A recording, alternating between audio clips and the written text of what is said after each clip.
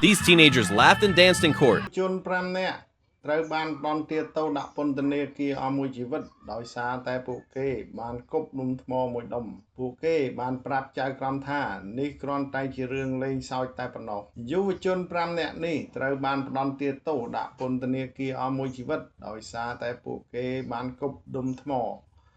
មនេះមានទម្ងន់6ផោនប្រមាណ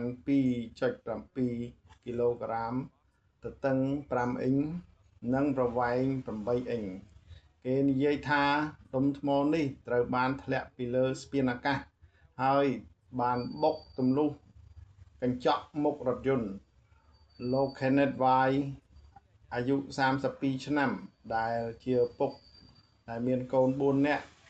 ត្រូវចំផ្ទៃមុខនិងទ្រូងគាត់ត្រូវបានបញ្ជូនទៅមន្ទីរពេទ្យភ្លាមប៉ុន្តែជាអកុសលគាត់ដោយសារតែរបួសធ្ងន់ធ្ងរពេកគាត់ត្រូវបានប្រកាសថាស្លាប់យុវជន5នាក់